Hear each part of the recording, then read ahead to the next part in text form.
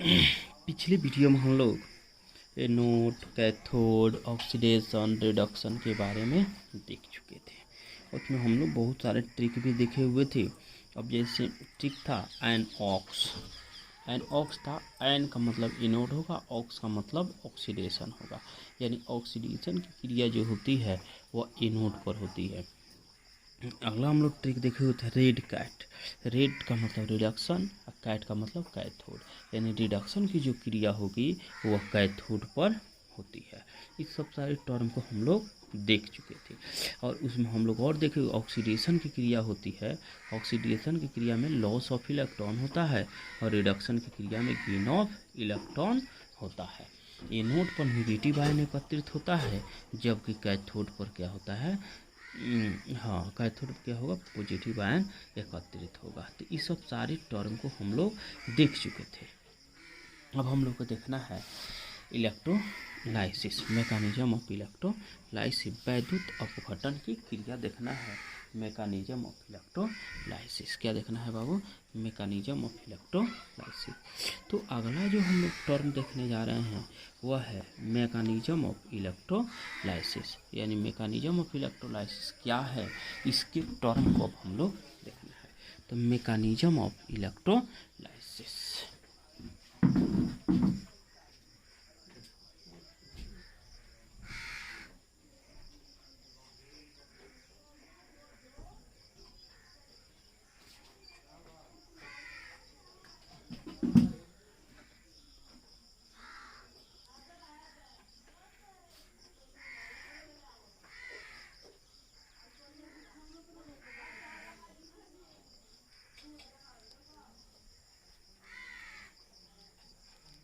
Mechanism of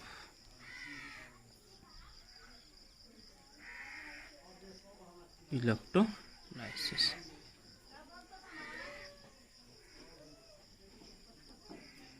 वैद्युत अपघटन की क्रिया विधि। वैद्युत अपघटन की क्रिया विधि, मैकेनिज्म ऑफ इलेक्ट्रोलाइसिस। वैद्युत अपघटन की क्रिया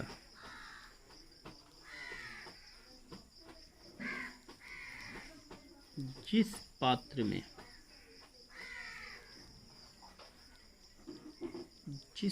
में कराई जाती है तो उस पात्र को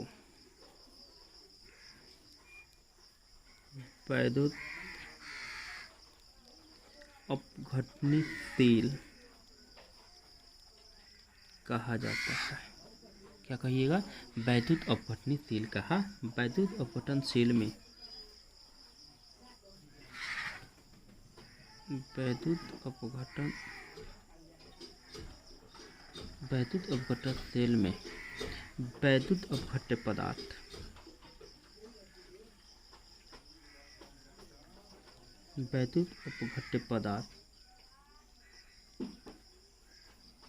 की जलीय विलयन, वैद्युत अपघटक पदार्थ की जलीय विलयन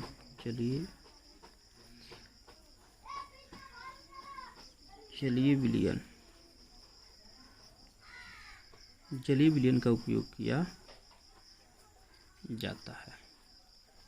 जलीय विलयन का उपयोग किया जाता है, जिसमें दो धात्विक छोर का उपयोग होता है।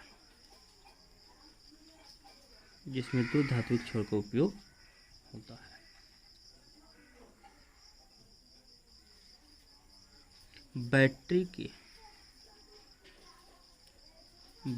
के धनात्मक टर्मिनल के साथ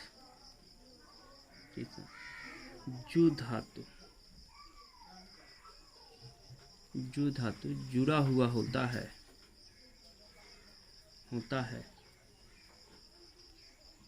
तो वह एनोड का तो वह एनोड का कार्य करता है, एनोड का कार्य करता है। जबकि जो धातु बैटरी के निगेटिव टर्मिनल के साथ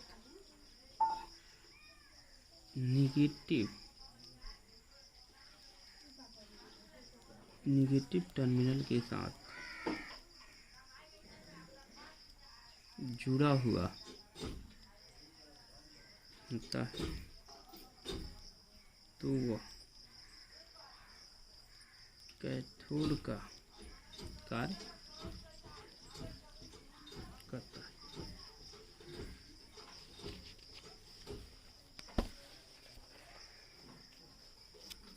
जब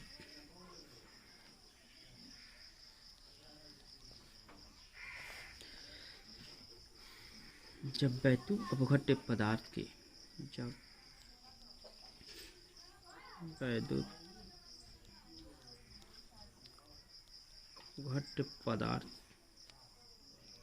के जलीय विलयन से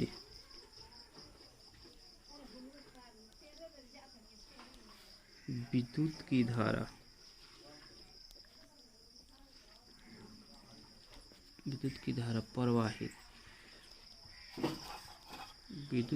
प्रवाहित की जाती है, तो वैद्युत अपघट्य पदार्थ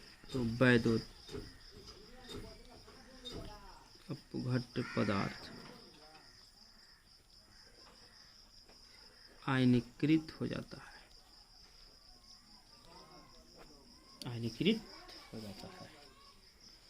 वैद्युत अपघटन के दौरान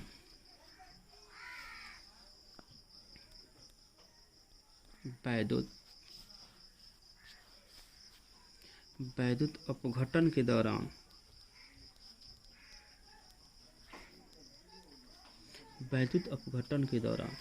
निगेटिव आयन एनोड पर इलेक्ट्रॉन का त्याग करता है, जबकि पॉजिटिव आयन कैथोड पर इलेक्ट्रॉन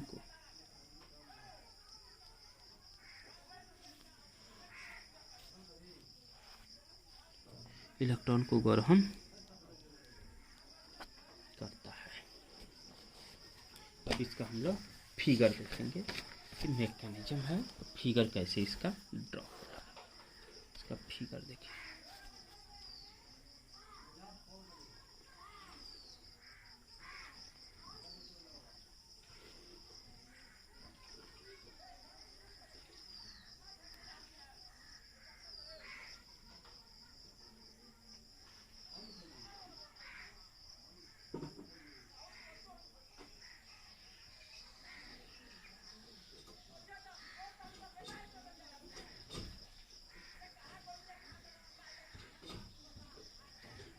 हो गया। निगेटिव इलेक्ट्रोड है। कौन इलेक्ट्रोड है बाबू? Negative electrode. जो निगेटिव इलेक्ट्रोड होगा, रिडक्शन की क्रिया होगी। जब रिडक्शन होगी तो यह कैथोड का कार्य करेगा। यह आपका पॉजिटिव इलेक्ट्रोड होगा। तो जब पॉजिटिव इलेक्ट्रोड होगा तो ऑक्सीडेशन की क्रिया होगी। ऑक्सीडेशन की क्रिया होगी तो यह एनोड का कार्य होगा। इस पर लॉस ऑफ इलेक्ट्रॉन होगा। क्या हो जाएगा? लॉस ऑफ इलेक्ट्रॉन होगा। और इस पर क्या हो जाएगा? गेन ऑफ इलेक्ट्रॉन होगा। ठीक है, चलिए इसको बैटरी के साथ जोड़ दीजिए।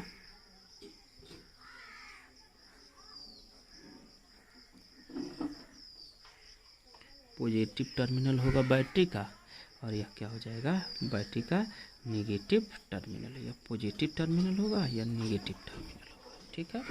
चलिए अब मान लीजिए इस पर क्या है, हम इलेक्ट्रोलाइटिक सॉल्यूशन लिए हुए हैं। ये आपका इलेक्ट्रोलाइटिक सॉल्यूशन है, ठीक है, इलेक्ट्रोलाइटिक सॉल्यूशन। अब देखिएगा NaCl हम ले लिए, क्या ले लिए, NaCl। तो ये तो बात ठीक है, NaCl हम ले लिए। तो Na पर क्या होता है, पॉजिटिव होता है, और Cl पर क्या होता है, निगेटिव। तो जब ये पॉजिटिव है तो क्लियर है कि निगेटिव की ओर जाएगा, किधर जाएगा, निगेटिव की ओर। अब माइनस है तो क्लियर है कि ये किधर जाएगा, पॉजिटिव की ओर जाएगा। ये आपका इलेक्ट्रॉन होगा। चलिए अब हम लोग को देखेंगे कुछ टर्म देखेंगे। अब एनोड पर क्या होगा, कैथोड पर क्या होगा, एट एनोड। अब एनोड पर क्या होगा, तो 2Cl माइनस क्या करेगा, 2 इलेक्ट्रॉन का त्याग करके यह Cl2 में चेंज हो जाएगा।